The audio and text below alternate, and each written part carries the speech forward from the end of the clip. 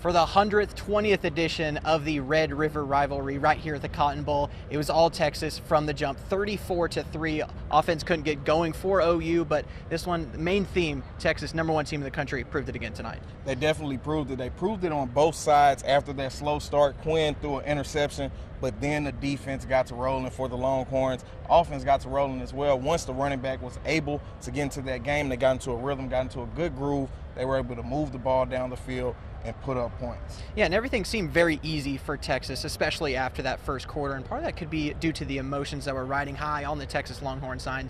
Not so much for the Sooners, and Brent Venables obviously not thrilled with their team's performance. Pointed obviously in the outcome.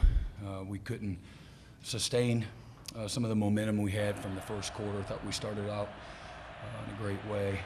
Defense with the interception, and you get your opportunities against a really good team. You have a very small margin for error. And it wasn't quite the Sooners' night, as Michael Hawkins went 19 for 30 for 148 yards through the air. And the run game absolutely could not get going here at the Cotton Bowl, as they only mustered 2.3 yards per carry, making them really predictable on the offensive end, which made Seth Luttrell's job that much harder against the #1 team in the country.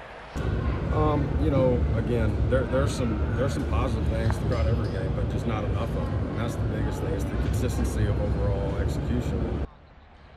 And the Sooners defense just couldn't get it done today, as the Longhorns put up 34 points. They had 17 first downs, and then they also added 177 rushing yards on only 30 attempts. When it comes to passing, Quinn Ewers was back in action, and he lit them up for 229 yards, 21 of 31, and a touchdown.